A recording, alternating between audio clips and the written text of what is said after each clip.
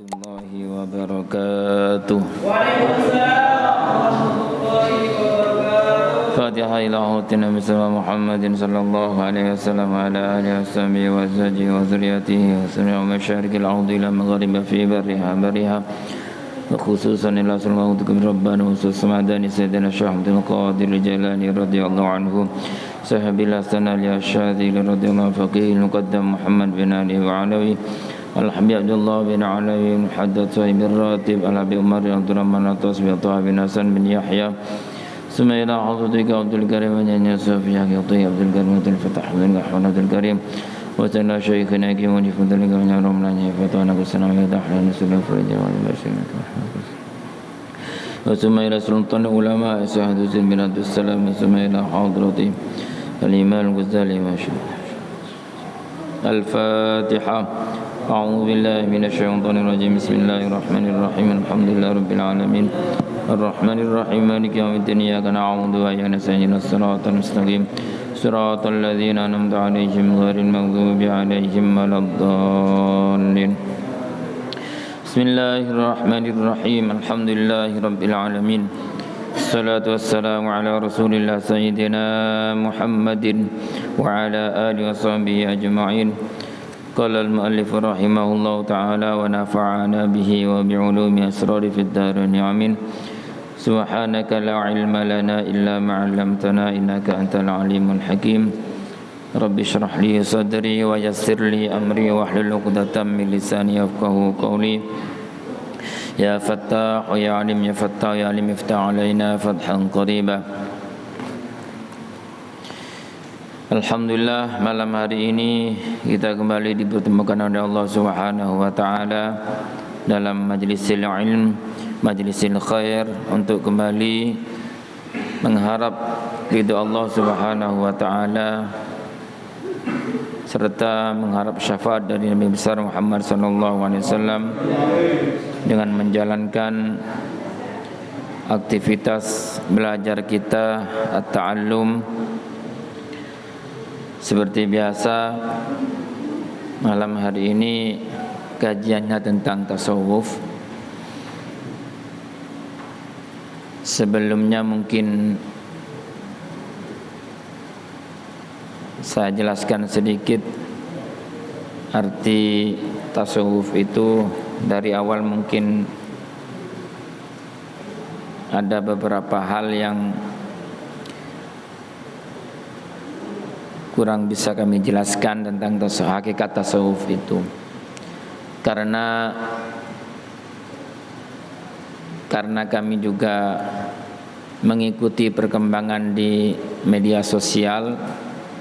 Ada banyak golongan yang secara terang-terangan mengatakan tasawuf itu ajaran yang sesat.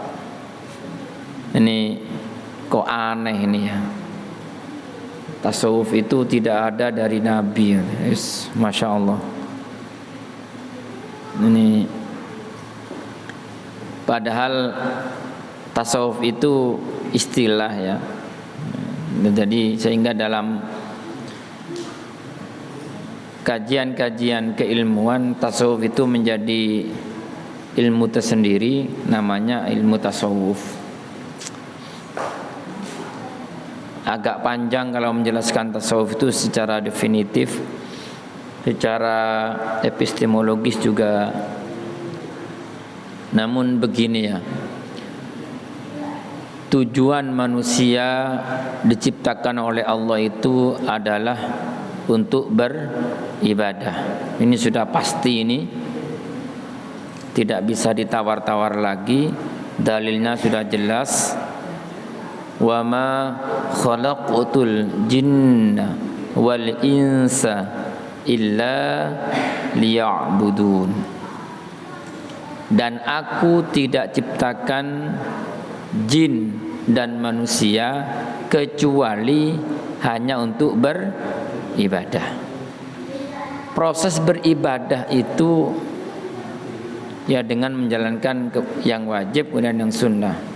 Nah, tasawuf itu bagian yang tidak bisa terpisahkan dari ibadah itu sendiri. Karena hakikatnya tasawuf itu adalah membersihkan hati dari segala macam penyakitnya, kemudian dihiasi dengan segala akhlak-akhlak yang terpuji. Gitu. Ya intinya begitu saja. Jadi tasawuf itu adalah membersihkan hati dari akhlak-akhlak yang tercela, dari segala macam-macam penyakitnya, kemudian dihiasi hati itu dengan akhlak-akhlak yang terpuji. Pernah kami singgung mungkin beberapa kajian yang lalu, bagaimana kita akan menghiasi suatu tempat kalau tempatnya masih kotor. Bagaimana kita akan memperindah tempat itu kalau kotorannya belum kita buang, kita bersihkan. Masjid ini menjadi indah karena tidak ada kotorannya. Bayangkan kalau di setiap sudut dari masjid ini penuh dengan kotoran, tidak dibuang dulu kotorannya, kita kasih macam-macam bunga gitu, perhiasan, apa jadinya? Ada kotoran, ada perhiasan. Ada yang baunya harum, ada yang baunya tidak enak. Hati juga begitu. Jadi kemudian kajian tasawuf itu ya seperti itu. Nah, di kita, golongan kita Ahlus Sunnah wal Jamaah itu, usaha untuk membersihkan itu, usaha untuk membersihkan hati itu disebut dengan tasawuf. Di antaranya adalah untuk masuk ke ranah tasawuf itu orang bertarekat. Nah, ini kemudian yang kami lihat di medsos itu, yang diserang itu seperti itu. Bertarekat itu ada gurunya, namanya mursyid.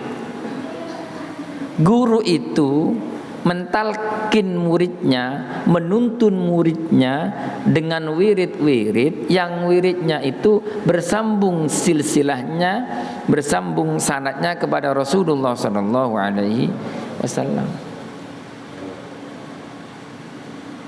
Bagaimana peran murid itu? Murid itu ketika dia dituntun, ditalkin zikir oleh gurunya, di hati murid itu ditaruh yang namanya benih unggul. Istilah tanaman ditaruh benih unggul.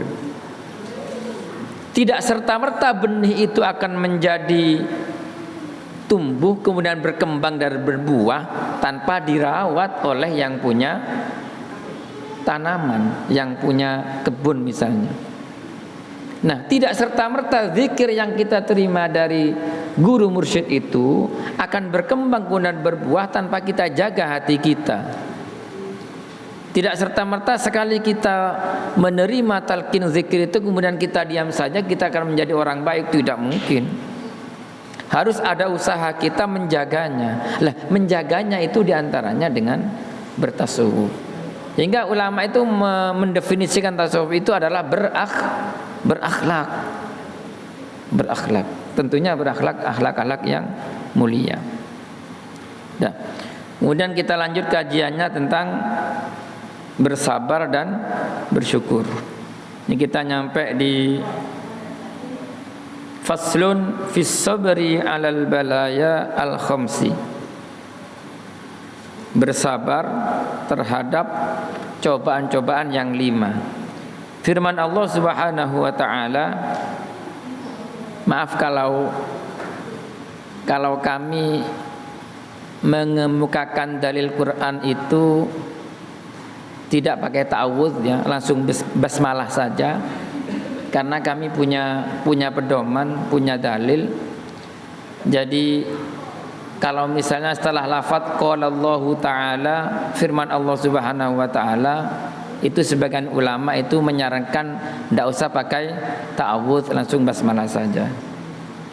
Seperti firman Allah Subhanahu wa taala, wala nabluwannakum bisyai'im minal khaufi wal ju'i wa naqsim minal amwali wal anfusi wath thamarat wa basyiris sabirin. Al-Baqarah 155. Al-Baqarah 155. Kalau di urutannya itu di urutan sebelah kiri nomor 2 dari atas. Wah, ini orang hafal Quran dengan urutannya masih dikritik juga. Jangan tertipu dengan ustadz yang cerdas, dia hafiz, dia hafal urutannya, masih dikritik juga. Ini yang benar, ini yang mana ini? Masya Allah, ada ustadz yang cerdas, Masya Allah. Saya juga kagum sama beliau itu. Ustadz Adi Hidayat itu kagum. Ini ustadz hafiz, hafal Quran, hafal dengan dengan letaknya. Saya juga paham kalau letaknya itu, saya juga hafal juga. Letaknya di sebelah kiri karena saya juga hafiz juga. Jadi letaknya sebelah kiri, ayatnya sekian, itu masih dikritik juga katanya. Jangan tertipu dengan ustadz. Lah kalau ustadznya tidak hafal kemudian suka menipu, apakah kita percaya juga? Ini Masya Allah ini ya. Jadi kalau ini ada di juz 2 sebelah kiri atas itu ya, firman Allah itu diawali dengan walana ba'luwannakum, kajiannya, lafadznya, dan aku benar-benar sungguh akan menguji kalian dengan rasa takut, khauf, wal ju', lapar, wa naqsim minal amwal, kurang harta, kemudian wal anfusi, kematian jiwa, dan wassamarat, kurangnya buah-buahan.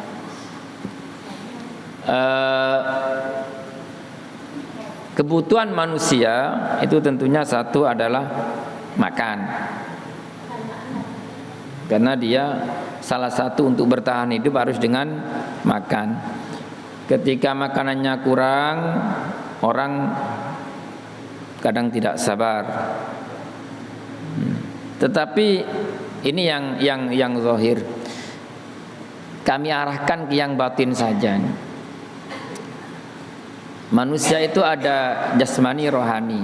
Kalau jasmani butuh asupan makanan, rohani pun sebenarnya juga butuh asupan makanan. Sehingga kedua unsur ini, unsur jasmani dan rohani ini harus seimbang.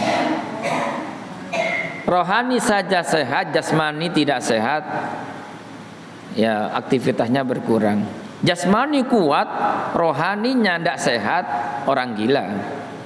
Ini lebih parah lagi ini. Nah, ketika rohani butuh makanan, makanannya apa kira-kira? Ya tentunya tidak sama dengan makanan yang dikonsumsi oleh jasmani. Ketenangan jiwa itu didapat karena rohani butuh asupan makanan. Makanan rohani itu dengan ibadah, baca Al-Quran, baca sholawat dan zikir-zikir. Sehingga kita selesai baca Al-Quran, hati kita menjadi tenang. Selesai kita sholat, hati kita menjadi tenang. Itu sebenarnya rohani yang butuh asupan makanan. Jadi kalau rohaninya lapar, jangan makan. Tidak cocok. Iya. Kalau jasmaninya lapar, jangan baca Quran, malah tidak karu-karuan nanti ya. Dalam keadaan lapar, dia malah baca Quran ya. Bacanya juga tidak karu-karuan sudah. Makan dulu ya, penuhi kebutuhannya. Kemudian selesai dia baca Al-Quran, baru bacanya tenang. Orang lapar sudah baca Quran, bagaimana jadinya kira-kira? Orang lapar itu gampang tersinggung kan ya. Orang lapar itu gampang tersinggung, gampang marah, kemudian gampang demo juga. Ini kan gara-gara lapar juga ini ya. Sehingga kalau demo itu katanya, kalau pingin demo itu cepat tenang, ya kasih saja dia makanan, kasih uang, demonya sudah berhenti. Subhanallahnya. Kemudian yang rohani saja, yang rohani. Ada gitu. Selesai beribadah, jiwa menjadi tenang. Itu dampak daripada jiwa yang butuh asupan makanan itu. Selesai baca Quran itu, apalagi baca Qurannya sesekali kita paling tidak mengerti lah kandungan ayatnya, itu yang paling besar pahalanya adalah orang yang membaca Al-Quran dengan sesekali memahami artinya. Kalau kesulitan membaca Al-Quran, yang mudah-mudah saja itu ya baca sholawat lah. Baca sholawat. Sholawat itu bacaan yang murah meriah.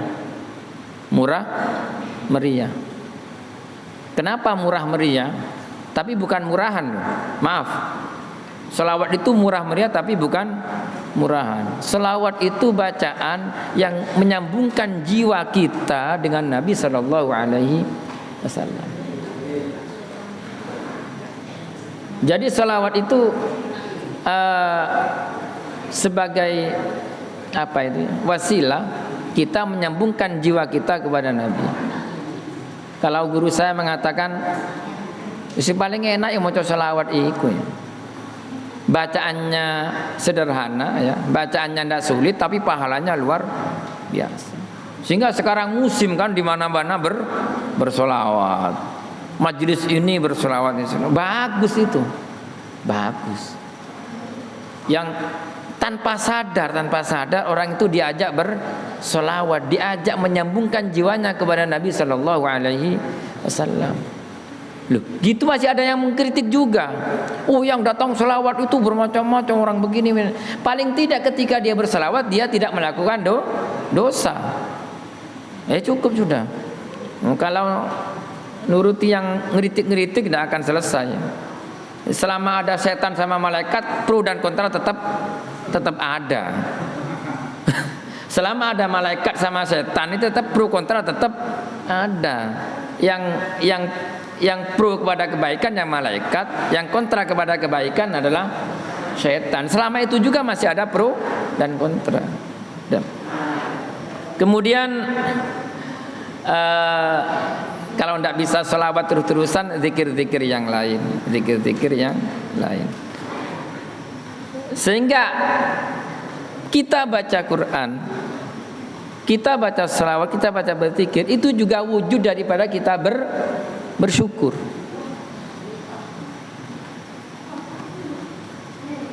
Dan bersyukur ini di antara makom, tingkatan seseorang mencapai wali itu tuh berapa ribu ya. Orang bisa mencapai wali itu setelah melewati makom berapa ribu gitu. Bukan hanya ratusan, ribuan yang harus dilewati. Tidak semudah membalik tangan orang jadi wali ya. Nah, orang nyeleneh sedikit, awas dia wali. Orang punya keistimewaan sedikit, hati-hati dia wali bukannya. Kemudian bersyukur itu adalah makom, salah satu makom tertinggi dalam tingkatan wali-walinya Allah. Jadi setiap apa yang dia lakukan itu bentuk syukurnya. Kan kita kan tidak sadar ya. Misalnya kita bernafas setiap hari itu kita syukuri apa enggak itu? Kebanyakan enggak. Saya sendiri juga enggak sadar itu ya. Kita bernafas setiap hari, bernafas tanpa ada gangguan, itu nikmat besar itu ya. Kita syukuri. Bagaimana kita tahu bahwa itu nikmat? Coba lihat orang yang lagi butuh oksigen di rumah sakit itu. Oksigen kita beli. Tabung besar itu 780-an itu ya.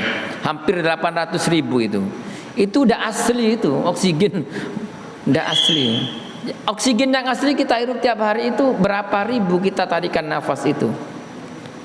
Bayar enggak? Enggak. Apakah gratis?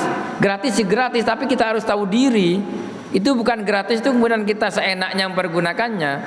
Ya. Artinya begini, apa yang kita dapat itu kita kembalikan kepada Allah. Ya, paling tidak bersyukur loh. Alhamdulillah sampai hari ini kita masih bisa bernafas. Kalau pingin tahu nikmatnya bernafas itu, lihat orang yang sesak nafas, yang lagi butuh oksigen. Oksigennya saja mahal. Bisa dipakai berapa hari itu? 3 hari ya. Ada yang 3 hari habis. Beli lagi 780 lagi. Berapa sudah? Itu belum yang Masya Allah. Sehingga ibadah pun, ibadah kita itu juga wujud syukur kita kepada Allah Subhanahu wa taala. Ibadah kita tiap hari itu.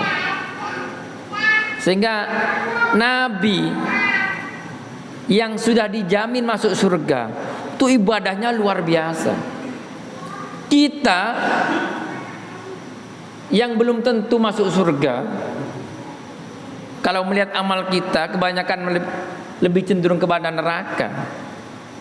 Ini syukurnya kadang-kadang bersyukur, kadang-kadang juga tidak. Jadi subhanallah, ada hadis sahih mengatakan Nabi itu baca istighfar tiap hari itu tidak kurang dari 70. Ada riwayat mengatakan tidak kurang dari 300 istighfar tiap harinya itu. Kemudian sahabat bertanya, "Ya Nabi, panjenengan kan sudah dijamin masuk surga, kok ibadahnya masih seperti itu?" Ingat, Nabi tidak pernah absen melakukan sholat berjamaah selama hidupnya, kecuali beliau di akhir beberapa hari beliau menjelang wafat, beliau sudah tidak kuat, akhirnya yang disuruh imami Sayyidina Abu Bakar Siddiq. Tuh, sudah tidak kuat memang ya, sakit yang parah. Kemudian Nabi menyuruh Abu Bakar Siddiq untuk imami salat subuh. Tuh, sebelumnya itu Nabi tidak pernah absen melakukan salat berjamaah. Sama dengan kita, tidak pernah absen untuk tidak salat. Itu Nabi saja yang sudah dijamin ya masuk surga, ibadahnya seperti itu. Kita kan tidak ya. Sampean dijamin masuk surga. Apa yang sampean lakukan? Ngopi, rokokan, nyenden. Ndak ibadah, sudah dijamin masuk. Sama dengan sampean dijamin hidupnya tiap hari ya. Sampean dijamin hidupnya tiap hari 1 bulan misalnya, sudah ada yang menjamin 5 juta. Apa yang sampean lakukan? Sepedaan isu-isu nyantai, tidak kerja. Tidak ada yang menjamin. Lain dengan orang yang tiap hari harus kerja untuk mencukupi kebutuhan hidupnya. Ini sampean dijamin setiap bulan, sampean ada yang menjamin 5 juta. Nyantai, pagi-pagi bersepeda, olahraga, selesai bersepeda tidur, tidak kerja. Sudah ada yang menjamin saya. Nabi dijamin masuk surga karena pintu surga itu tertulis asmanya Nabi, la ilaha illallah Muhammadur Rasulullah, kan sudah jaminan itu. Ibaratnya seperti itu. Sehingga di akhir hadis ini hatta tawaradat qadamahu, sehingga telapak kakinya Nabi itu abu, bengkak. Saking banyaknya duduk untuk beristighfar. Ada sahabat nanya Nabi, jenengan sudah dijamin masuk surga, kok ibadahnya seperti itu? Bagaimana jawaban Nabi? Saya itu ingin menjadi hamba yang bersyukur. Jadi ibadahnya Nabi itu sudah ibadah yang tingkatan untuk bersyukur. Ibadah kita sholat itu bukan dalam rangka bersyukur, masih dalam rangka menggugurkan kewajiban kita. Bagus daripada yang tidak sholat. Sekali lagi, saya tuh lebih suka yang daun-daunnya ulama. Sholat tidak husuk bagus daripada husuk tidak sholat. Sholat, ketika sholat pikirannya kemana-mana bagus daripada kemana-mana malah tidak sholat. Ini kan yang mudah-mudahnya. Karena saya pun begitu. Saya juga begitu. Sholat kadang pikirannya kemana-mana, apalagi lagi sumpek itu. Ini sholat ini, Allahu Akbar. Ya masih mending bacaannya benar. Kadang rokaatnya malah tidak sesuai. Sholat duhur malah jadi 3. Itu menimpa saya. Mungkin jenengan juga begitu juga. Keseringan begitu. Masya Allah, apalagi lagi uang tidak ada, istri rewel, anak sakit itu. Sholat 2 menit selesai. Sholatnya 2 menit selesai. Padahal zuhur 4 rakaat 2 menit selesai. Ya, alhamdulillah dia masih sholat. Minimal ketika sholat dia mengingat bahwa sholat ini kewajiban kita. Begitu. Nah, dia ada sholatnya gimana, ya sudah, sholatnya seperti itu, bisa dilanjut. Kemudian Nabi itu akuna abdan syakuron, saya ingin menjadi seorang hamba yang bersyukur. Dan Masya Allah, subhanallah ya, saya ketika membaca bab bersyukur ini saja, ini saya baca berkali-kali, ini kadang juga tersinggung juga saya ini. Baca kajian yang mau saya baca malam ini kadang-kadang juga saya tersinggung juga. Ini kayaknya nyinggung saya ini. Ini saya yang kurang bersyukur ini kadang-kadang. Makanya subhanallah. Nah, mudah-mudahan dengan kajian ini menjadi tazkirah, pengingat bagi diri saya juga, sehingga setiap nikmat yang kita terima itu bisa kita syukuri. Ya. Perjalanan kadang-kadang juga jomblo bersyukur mendapatkan jodoh, nah, bersyukur juga.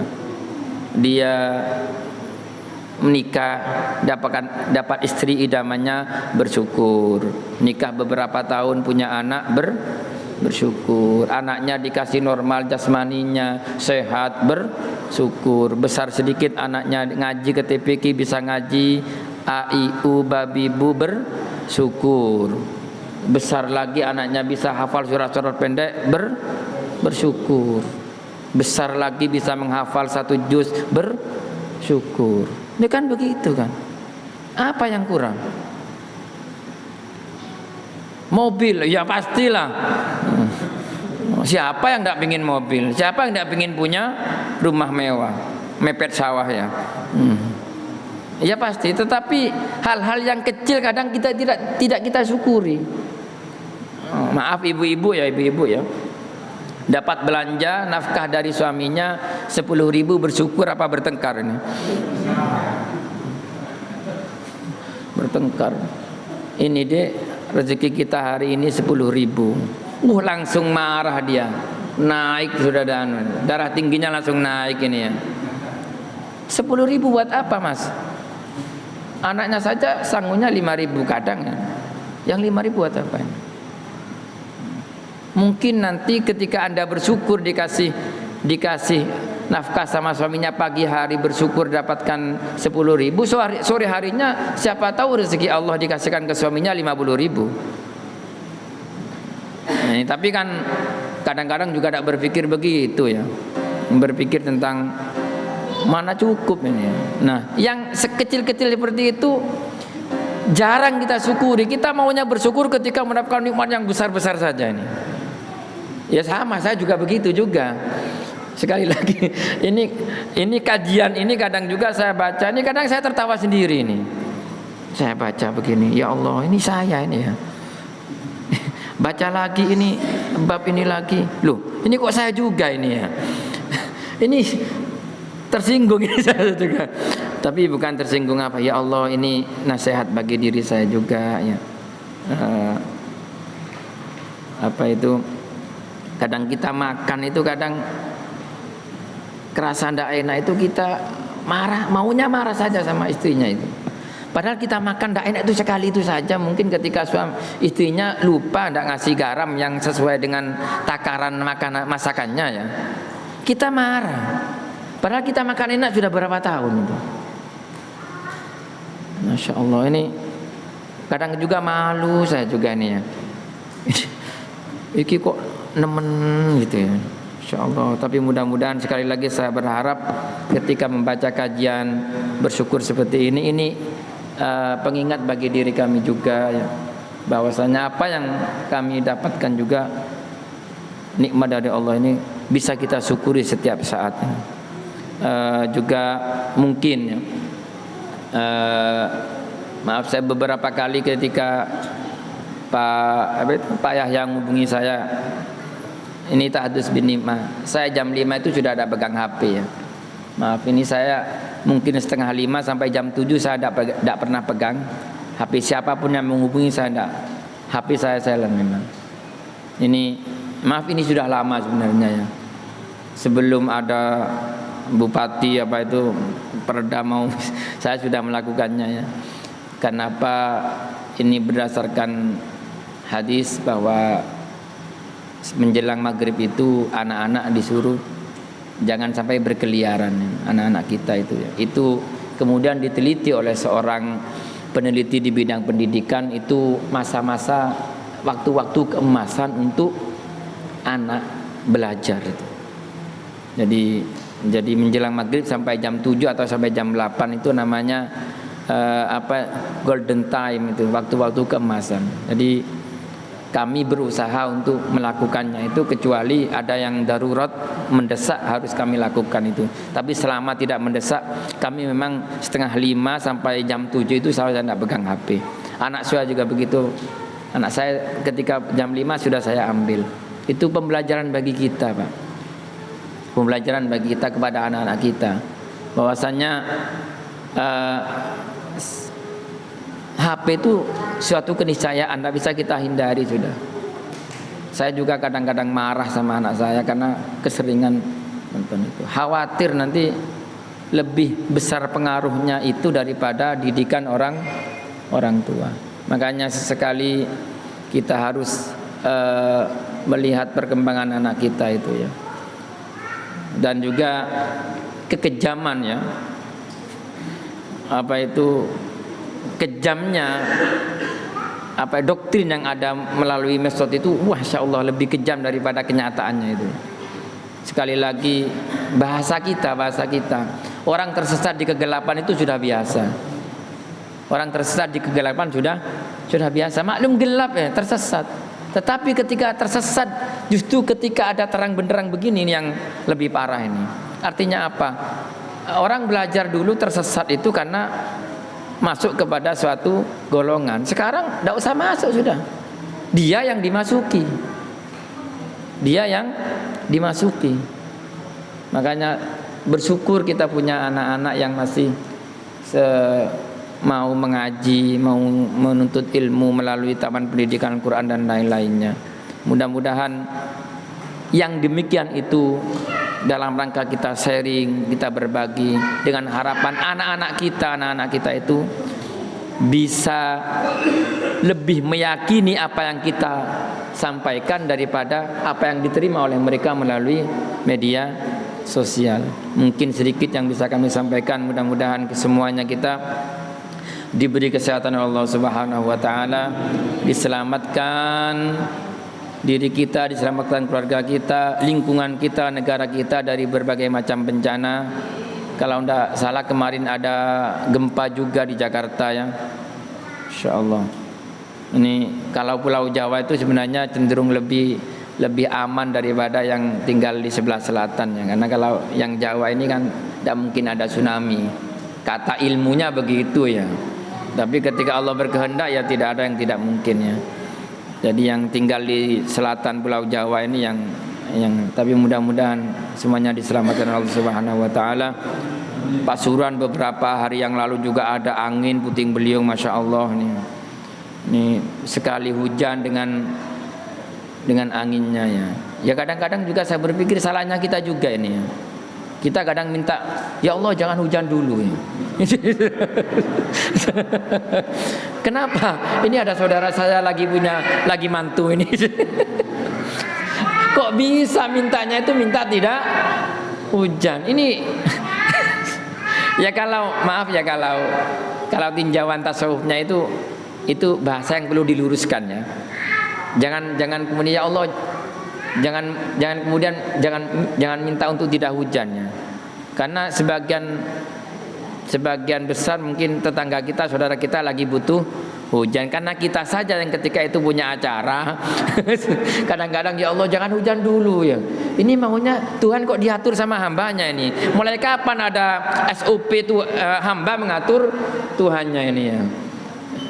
Jadi Kalau begitu itu kita kembali Allahumma hawalaina wala alaina. Ya Allah, jadikan hujan yang turun ini rahmat dan bukan hujan yang azab. Ini yang paling baik ini. Jangan guna ya Allah, jangan hujan dulu. Kadang-kadang kita begitu ya. Lagi ada acara ini. Kalau hujan acaranya bisa rusak. Subhanallah. Mudah-mudahan semuanya diberkati bagi kita sekalian, utamanya bagi diri saya sendiri, anak-anak kita. InsyaAllah jadikan anak yang soleh solihah, diselamatkan akidahnya, diselamatkan pendidikannya, tetap mengikuti Ahlus Sunnah wal Jamaah Nahdiyah sebagaimana ulama-ulama kita terdahulu ala hadiniyah wa ala kunyatin salihah. Al-Fatihah.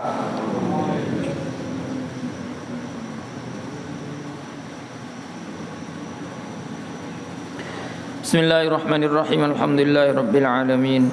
Hamdan yuafi ni'amahu wa yukafi'u mazidah. Ya Rabbana lakal hamdu kama yanbaghi li jalali wajhika wa li'azimi sultanik. Allahumma salli ala sayyidina Muhammadin salatan tunjina biha min jami'il ahwali wal afat wa taqdi lana biha jami'al hajat wa tutahhiruna biha min jami'is sayyiati wa tarfa'una biha 'ala darajat wa tuballighuna biha aqsal min jami'il khairati wal hayati wa 'indal mamat. Allahumma salli ala sayyidina Muhammadin tibbil qulubi wa dawaiha wa 'afiyatil abdani wa shifaiha wa nuril absari wa diyaiha wa ala alihi washabihi wasallim. Allahumma shfi maradana wa shfi maradal muslimina 'ammah. Allahumma shfi maradana wa shfi maradal muslimina 'ammah. Allahumma ij'al jam'ana hadha jam'an marhuma wa tafarruqana min ba'di tafarruqan ma'suma wa la taj'al fina wa la ma'ana syaqiyan wa la mahruman bi rahmatika ya arhamar rahimin. Allahumma ij'alna wa dhurriyyatina wa auladana wa talamidana min ahli ilmi wa lil khair wa la taj'alna wa iyyahum min ahli syarri wad dhair innaka ala kulli syai'in qadir. Rabbana atina fid dunya hasanatan wa fil akhirati hasanatan wa qina adzabannar. Sallallahu ala sayyidina Muhammad wa ala alihi wasallam. Alhamdulillahi rabbil alamin. Al-Fatihah.